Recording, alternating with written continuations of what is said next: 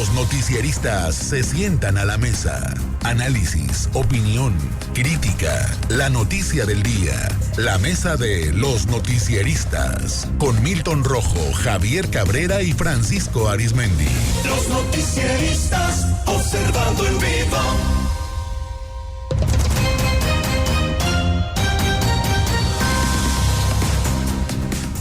Y a la mesa de los noticieristas, gracias por continuar con nosotros. Saludo a Francisco Arizmendi. Francisco, muy buenos días. Buenos días, Sinaloa. A Javier Cabrera. Javier, ¿cómo estás? Muy buenos días. Buenos días al auditorio. Bienvenido, Javier. A Milton Rojo. Milton, muy buenos días. Muy buenos días. Bueno, hay diversos temas, pero vale la pena retomar este asunto de la seguridad. El costo de la inseguridad en México está creciendo, según el reporte. El costo a nivel nacional por robo o asalto de algún negocio de cualquier tamaño va en incremento. En promedio, en 2021, el costo por robo o asalto era de 53,000 pesos por evento. El año pasado subió a 58 y 60,000. Señala la Asociación Mexicana de Empresas de Seguridad Privada. En algunos estados el costo es superior. Por ejemplo, en la Ciudad de México ascendió a 95,000 pesos. Pero hablando de inseguridad, llamó la atención que este fin de semana la virtual presidenta electa de México, Claudia Sheinbaum, adelantó que la Guardia Nacional, creada con la promesa de ser un cuerpo civil, quedará bajo el mando del Ejército a partir del 1 de octubre. Nos corresponde, a partir del 1 de octubre, seguir fortaleciendo y consolidar a la Guardia Nacional como parte de la Secretaría de la Defensa Nacional, con la reforma constitucional que está en puerta en el Congreso de la Unión. Sostuvo al inaugurar el cuartel de la Guardia en Jojocotlán, Oaxaca. El presidente de México, Andrés Manuel López Obrador, quien las invitó a este evento, impulsor de la Dirección Militar de la Guardia Nacional, festejó el anuncio.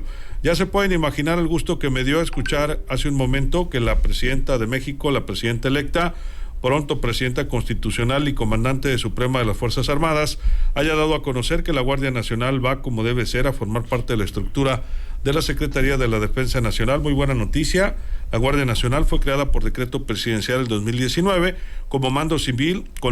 Sin embargo, López Obrador insistió en que quedara bajo el control de un militar, sin conseguir los votos en el Congreso para una reforma constitucional, por lo que los diputados de Morena aprobaron cambios a las estructuras o a las reformas secundarias para buscar declarar inconstitucionales por la Suprema Corte, que fueron declaradas el 17 de abril del año pasado. Al resolver la acción de inconstitucionalidad, la Corte anuló el traspaso de la Guardia Nacional, hoy de más de 130,000 elementos, a un mando militar, y ordenó que volviera un mando civil a partir del primer día del 2024. En diciembre el presidente afirmó que se cumpliría, que se acataría sin ningún problema. Sin embargo, la Guardia Nacional seguía bajo un control militar, por lo que debía cuidar el lenguaje para simular el cumplimiento de la orden de la Corte. En febrero pasado, AMLO envió 20 paquetes de reformas, entre ellos Javier. Así es que la Guardia Nacional pasará al Ejército Mexicano, si es que no lo está ya, sino en forma de fondo. Y lo otro que llama la atención es que nos queda la duda que va a pasar en carreteras, ¿no? También. Se quedará las carreteras ya más formalmente. Yo creo que sería la palabra correcta. Se quedará ya más formalmente al mando. Y es un tema bastante discutido. Hay que recordar que desde que se habló de incorporar a elementos del ejército como policías, se vino todo un cuestionamiento en este país. Y lo que más llama la atención es que gente de izquierda y la gente que ha estado formada a la izquierda, que siempre han impugnado, incluso han criticado y cuestionado las actividades del ejército en labores de seguridad, y sobre todo cuando han intervenido incluso para reprimir acciones que a juicio del Estado ponen en riesgo la estabilidad nacional. Está todos los casos antecedentes el 68, el 72, lo que ha sucedido en Guerrero, lo que ha sucedido en otros estados de la República, que ha sido el ejército que ha tenido que intervenir y con resultados muy cuestionables. Hay todavía algunos quienes demandan una investigación a fondo de qué sucedió en el pasado cuando se usó el ejército. Hoy nuevamente el ejército está en las calles. No se ve una eficiencia porque no son personal que esté capacitado para hacer labores preventivas o acciones policíacas. Y lo hemos comentado aquí en reiteradas ocasiones. El anterior secretario de la Defensa Nacional, general Cienfuegos, ya había advertido claramente que el ejército no estaba formado para desarrollar acciones policíacas. Incluso criticó en su momento a todos los gobernadores en turno, aduciendo que estos tranquilamente y cómodamente habían dejado en manos ya del ejército el tema de la seguridad pública, a no formar nuevos policías. Ahorita la disyuntiva, quienes entraríamos a una crítica a esta medida, dejar ya el ejército que asuma el control de la seguridad pública, es si no es la Guardia Nacional, entonces ¿quién sería? Rápidamente, momentáneamente, ya no se tiene quién tendría que hacer esta labor. Es un proceso bastante complicado y a muy largo plazo ir formando policías con perfiles. Se habló de controles, se habló de una serie de medidas para tener policías mucho mejor dignificadas, con mejores salarios, más profesionales. Sin embargo, esto parece ser que no se logró. Llegó el presidente de la República, desapareció prácticamente todos los cuerpos policíacos, redujo los financiamientos a los estados. Hoy estamos viendo lo que hay en graves problemas en varios municipios, y la Guardia Nacional no ha sido la solución. Estamos viendo el índice de homicidios dolosos sobre todo, y otra clase de delitos patrimoniales que empiezan a subir en aquellos estados donde pareciera ser que la vida es un poco más tranquila. Pareciera ser, decimos, es el caso de Sinaloa, que las estadísticas hablan de que hay menos homicidios dolosos, pero hay más personas desaparecidas y también hay más delitos patrimoniales, que como son el robo, el asalto, incluso los robos bancarios, cómo se han ido multiplicando, aunque los montos son muy pequeños, sigue siendo unos delitos que no han podido controlar. Totalmente. Y lo de las carreteras, por cierto. Milton. Bueno, para explicar, muchas veces la toma de decisiones de por qué pasa algo, pues hay que recurrir un poco a la historia. Y recurrir a la historia es más o menos 1995, el año de la crisis. Vemos cómo ahí empieza el proceso de militarizar mandos policiales, los mandos. Entonces, estaba en la Policía Federal Preventiva, que se crea con el presidente Zedillo, y muchos de esos mandos eran o almirantes navales en retiro, o coroneles o generales retirados. Y ellos ya no había jefes policiales. O sea, los grandes jefes policiales que conocimos en los 70s, en los 80s, ¿por qué? Ya esos fueron desapareciendo. ¿Por qué? Por los grandes escándalos de corrupción que imbricaban al régimen establecido en aquel tiempo. Y bueno, la figura del jefe policial nacional fue disminuyéndose. O sea, escándalos, el Negro Durazo, Florentino Ventura, que en un tiempo como muere, los jefes de la Dirección Federal de Seguridad, que era un órgano policial militar de espionaje, cómo termina disuelta en los 80s. Entonces, 10 años después, empieza ese proceso de decir, a ver, no tenemos quien nos cuide en el país, entonces tiene que entrar el ejército gradualmente. Entonces, ¿qué pasa? Las Fuerzas Armadas entran, obviamente con la venia del generalato, del secretario de Defensa, y empiezan a entrar tales o cuales jefes en retiro o generales a conducir primero la Policía Federal Preventiva, después, o al unísono fue, la parte de las policías estatales. Entonces, recordemos, con Renato Vega ya empiezan a llegar secretarios de seguridad pública. Entonces, ya los jefes policiales, tanto en lo nacional como en lo estatal, empiezan a perder presencia, y llegan los mandos militares. Entonces, gradualmente fueron tomando el control, y luego, ¿qué pasa? Se viene el escándalo de García Luna. O sea, del Negro Durazo nos vamos a ¿cómo se llamaba de Monterrey? Ahorita me voy a acordar. Y después a García Luna. Pero hubo un puente entre el Negro Durazo y González Calderoni. Guillermo González Calderoni, y luego García Luna. Entonces, con eso, el ejército fue tomando control de la situación. Y ahorita, de seguridad, gradualmente el ejército no solo toma el control de la seguridad con esta decisión donde la Guardia Nacional va a la Sedena, sino que termina de tomar el control de lo que es las instituciones de seguridad en el país, pero sobre todo el control del territorio. No nomás es el ejército, los batallones, las brigadas, todo. No, ahora es la Guardia Nacional. La Guardia Nacional. Entonces, tenemos... Yo tengo una teoría, una hipótesis de que el ejército en el 68 quedó muy dolido por la parte de cómo fue usado por el régimen priista. ¿Por qué? Porque Echeverría abusa en esa parte y no permite llegar a alguien que iba de puntero también para disputar el poder, que era el general, era Corona del Rosal, si no me equivoco, sí, Francisco Javier, de la Ciudad de México. Sí, el regente, don Alfonso. ¿Cómo le decían? Don Alfonso Corona. No, don Alfonso le decían a Martínez Domínguez. A Martínez Domínguez, es cierto, don Alfonso. Que ahí se vengó Luis Echeverría de él. Se vengó de él, es cierto. Y lo quitó. Es cierto, don Alfonso. Entonces, Corona del Rosal buscaba la presidencia y era volver a los militares al poder.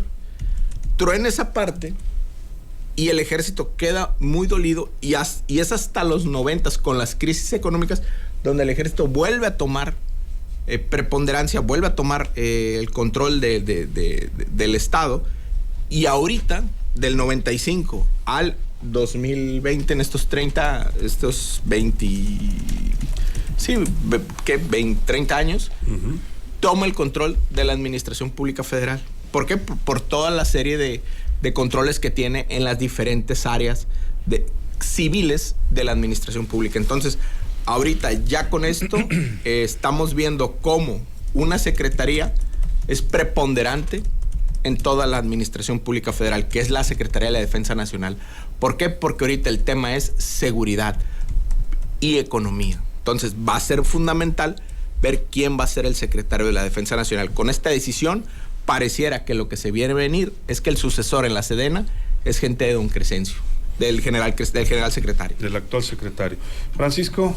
Sí, mira, y podemos seguir haciendo un análisis histórico. No es nuevo esto de la participación del ejército en mandos civiles, en Sinaloa concretamente.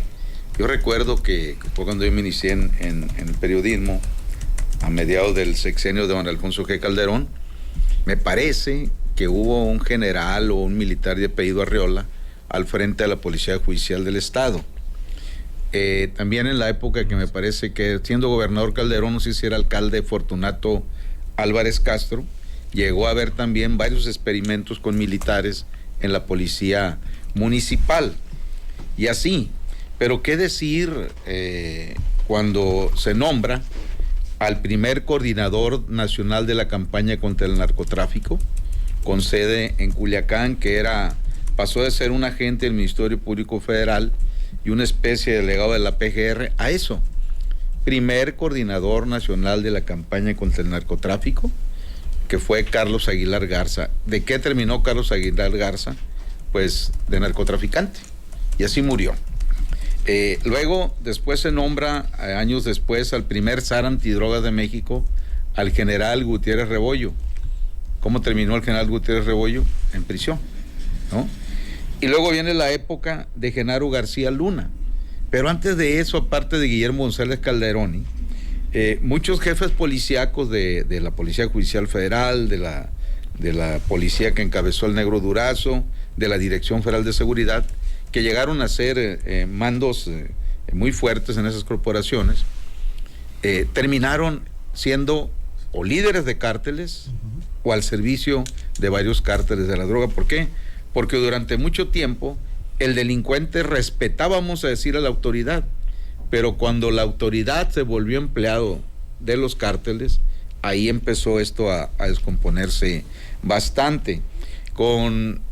Siendo gobernador también don Antonio Toledo Corro, pues también se trajo a un grupo de militares que encabezaba José Lozano Calva, Mario Domínguez, me acuerdo, y otros más, pues que murieron en un accidente aéreo rumbo a Guadalajara, ahí en la sierra de Nayarit. Y bueno, pues fue bastante escándalo lo que ocurrió en esa época. Luego llega Renato Vega Alvarado, hijo de militar, y hubo una crisis a raíz de que, según se les había fugado el Señor de los Cielos de ahí del Guamuchilito, algo así. Sí, y se traen una boda. Y se traen un grupo de militares, 3 en concreto, para sustituir a mandos civiles. Y ahí en el salón, gobernadores se escuchó impactante cuando al mismo tiempo los 3 militares dijeron: sí protesto. Los encabezaba Edgar Armando Acata Paniagua, ¿no? Después se dividieron los 3 militares que llegaron, entre ellos había uno del arma blindada, me acuerdo que estaba en la judicial, no me acuerdo cómo se llamaba, y otro en la municipal, porque llegan y prueban el poder, y casi todos se vieron involucrados en problemas de ¿qué? De acoso sexual. Y así fueron tremendos. Es decir, no es nada nuevo estos experimentos. Lo que vemos que durante muchos años el clamor de la gente era que intervenga el ejército, porque se suponía que la delincuencia organizada no respetaba y le temía a la tropa, al verde olivo. Pero a raíz de que el presidente Felipe Calderón los echó a la calle, pues se les empezó a perder el respeto, y el resto de la película ya la conocemos. Hoy por hoy, prácticamente todo México está narcopolitizado. ¿No era Collazo el de la...? Sí, Collazo, el del arma blindada, sí. Y el de la municipal, no me acuerdo cómo se llamaba, pero todos venían en plan de galanes de cine. Sí. Bueno, chafas, ¿no? Pero bueno. Pues depende de... No, chafas te digo porque nunca que querían conquistar mujeres, pero a base del hostigamiento, del acoso y de la amenaza. Por ejemplo, Acata se sintió porque él quería enamorar a una muchacha, y se sintió porque la muchacha, su novio, era un subordinado de él. Subordinado. Y corre al subordinado y lo denuncia a la muchacha, y tuvo que correrlo el entonces gobernador Juan S. Millán. Aguas con eso.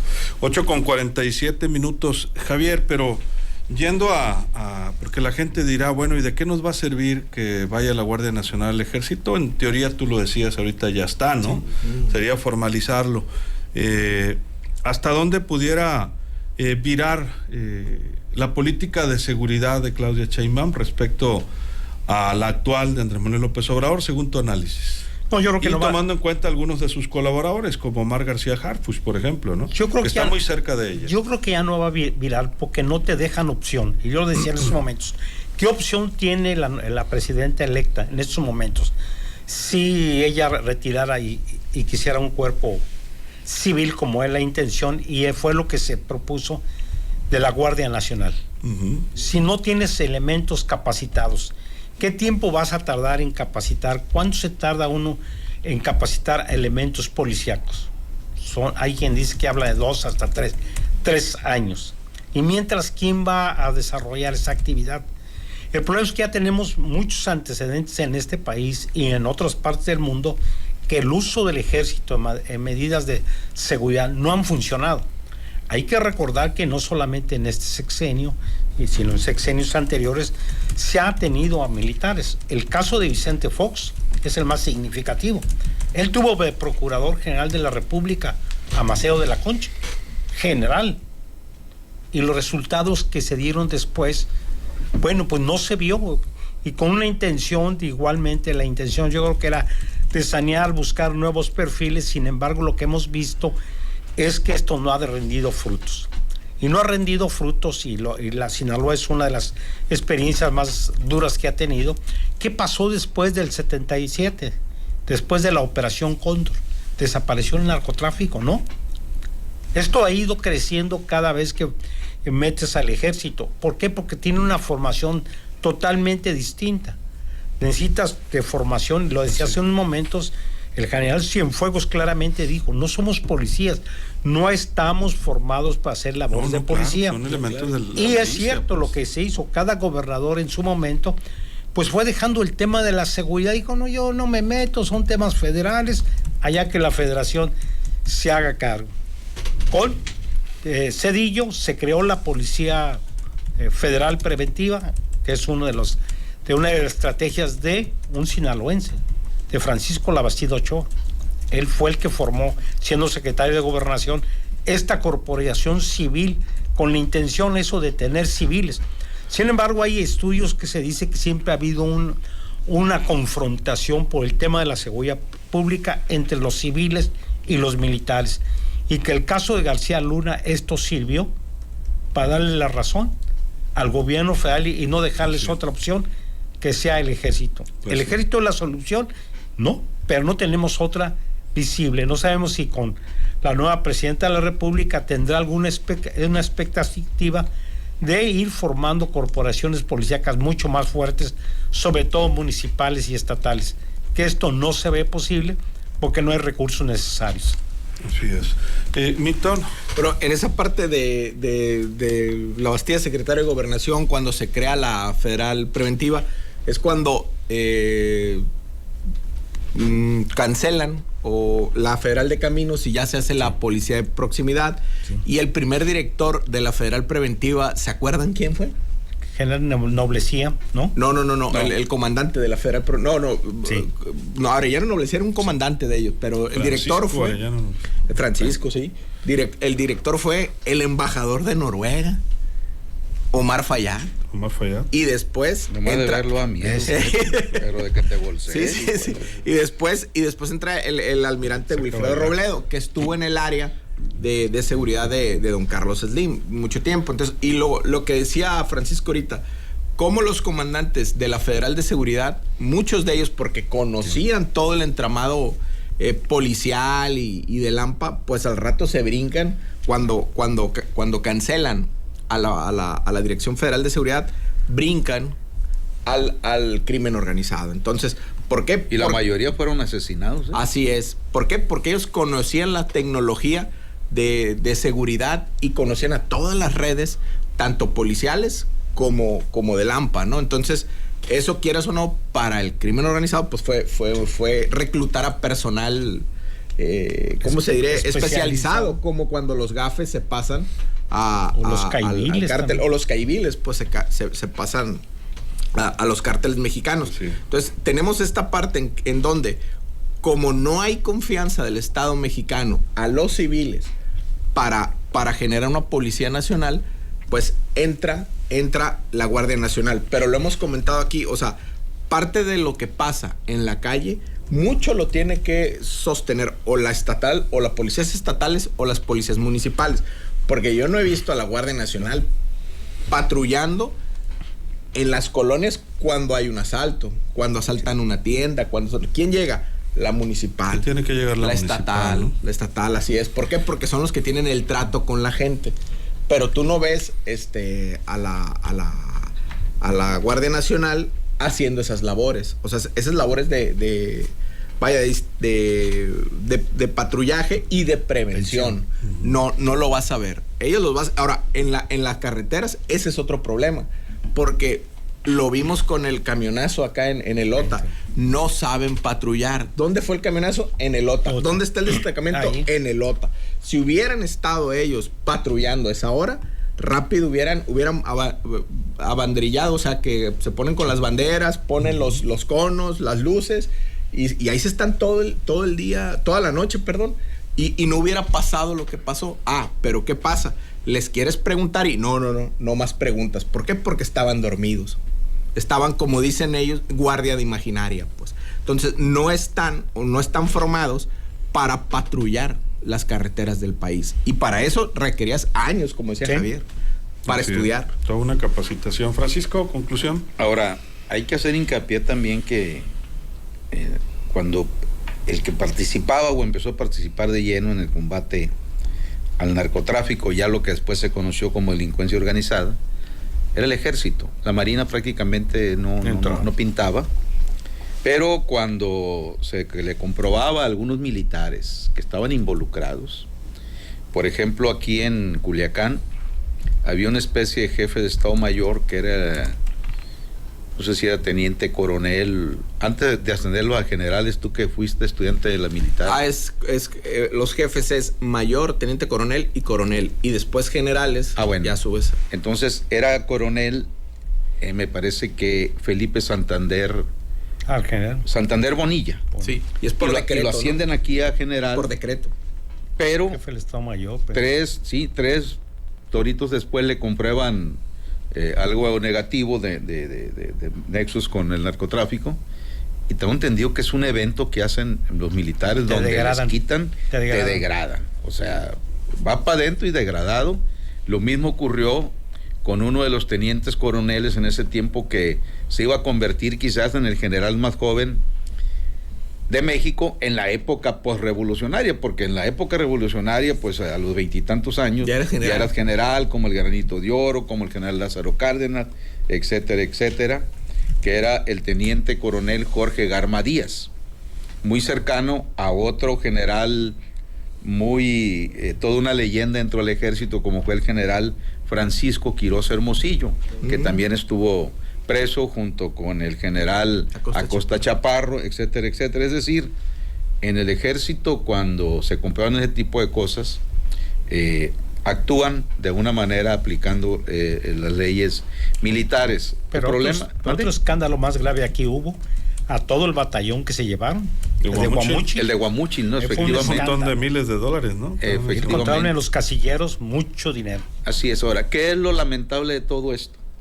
Que ya vamos para 3 sexenios de que quienes se enfrentan al crimen organizado es el ejército mexicano y la marina, y el problema, en lugar de disminuir, se ha incrementado. He ahí el tema que estamos tocando esta mañana, el alto costo que tenemos por la inseguridad, en todos sentidos, pero desde que se dejó crecer una de las partes más repugnantes del crimen organizado en México, que es el cobro de piso, ahí en ese momento se generalizó y es hora que no lo pueden parar, ¿no? El mentado cobro de piso, sobre todo en los estados allá del centro del país y sureste, y bueno, en el norte también, Tamaulipas, todo eso.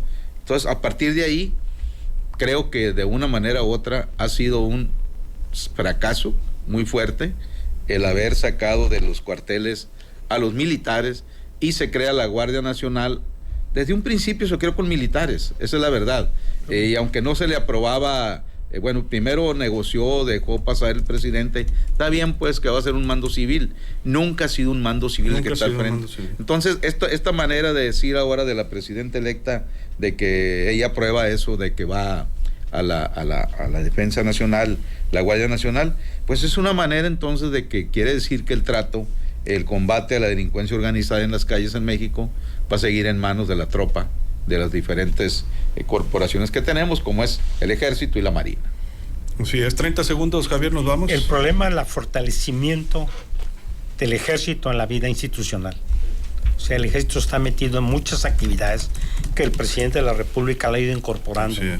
Y ese es un gran temor de que el Ejército vuelva a la vida política de este país. Te ha costado muchas vidas y ese es el temor, pero hay una serie de justificaciones que el mismo Estado se ha visto obligado a usar al Ejército. Hay que recordar todo lo que prometió y lo que hizo en campaña política, los cuestionamientos que hizo el presidente de la República cuando andaba en campaña política, y varios de los actores, cómo cuestionaron en las tribunas del Poder Legislativo que se intentara llevar al Ejército donde está actualmente. Solo bastó que el presidente se sentara con el secretario de Defensa Nacional y le presentara el panorama como está y cambiara totalmente de opinión. Y hoy lo vemos en muchas actividades. Muchas gracias, Javier. Buenos días al auditorio. 30 segundos, Milton, nos vamos. Sobre el dato que nos dice Francisco, nos dice nuestro compañero Martín Gastelum, fue el 42 Batallón de Infantería en septiembre de 2001. Fue el escándalo de Guamúchil, lo sustituyó el 65 Batallón que trajeron de Chiapas, que había combatido a zapatistas. Y volvemos a lo mismo, o sea, vean cómo la tecnología del Ejército, de cómo controlar y sostener la seguridad de la ciudadanía. Entonces, muchas veces el Estado que más explica nos explica a nosotros es Guerrero, o Guerrero nos explica a nosotros. Acaba de salir un secretario de seguridad, ¿no? En Guerrero. En Michoacán. Sí, Perdón, Michoacán. bueno, también en Guerrero. En Guerrero, también en Guerrero, en Michoacán, o sea. ¿No? Y era general, ¿eh? Y era general. Ahí en Michoacán era general, ¿no? Pero bueno, vamos a ver cómo viene la Guardia Nacional. Pero, ¿sí sabes por qué lo quitaron secretario en Michoacán? ¿Por qué? No me acuerdo. Pues resulta que se le estaba pasando la mano con los mandos civiles, Sí. y la gota que derramó el vaso fue que en las protestas de los Sí. policías estatales no dejaron pasar a 2 inspectores gringos que van y le revisan ahí la mata al aguacate. Sí. Entonces dejaron de comprar aguacate a los norteamericanos, y como en las vías del tren de Santa María, rápido hubo arreglo. Así Muchas es. gracias, Milton. Muchas gracias. Muchas gracias, Francisco. Pues bueno, siempre estamos esperando que cada sexenio las cosas mejoren, en un país donde, por cierto, cada sexenio se quiere inventar al país, y cosas que han sido buenas de los gobiernos del PRI, del PAN y de Morena, pues generalmente llegan y cambian todo, hasta el eslogan, y acuérdense cuando fue que le mochó al águila, en fin. Ese es el problema que tenemos, y luego que todos son todólogos, y así pues, así no se puede. Tiros de precisión no hay, puros escopetazos nada más. Muchas gracias, Francisco. Y hoy es día de San Juan. Es día de San Juan. Es día de San Juan, y pues saludos, felicitaciones a todas las Juanas, a todos los Juanes, y principalmente don César Núñez manda felicitar a su hijo Juan Eduardo, de 2 años, hoy que es día de su santo. Y a todos mis Juanes y mis Juanas que tengo en mi lista de parientes y amigos, un abrazo. Muchas felicidades. Bueno, así nos despedimos y le agradecemos. Por cierto, por acá hace un ratito nos envió un video muy bonito. Gera Orduño nos comparte este video de su hijo Mariano Domínguez. Él es chofer de tráiler, siempre está pendiente de los noticieristas. En la carretera Durango-Monterrey se ve pues un escenario muy, pero muy precioso. Se ve que está fresca la zona, por cierto, según lo que alcanzamos a ver, como una escarchita en algunas partes de la carretera. Y bueno, pues disfrutando de las temperaturas de allá, de aquella región. Saludos a todos ustedes que nos escuchan tras el volante. Cuídense mucho. Se quedan bien acompañados en ¿Qué Vibra? El show de Mariconcho. Que la pase de lo mejor.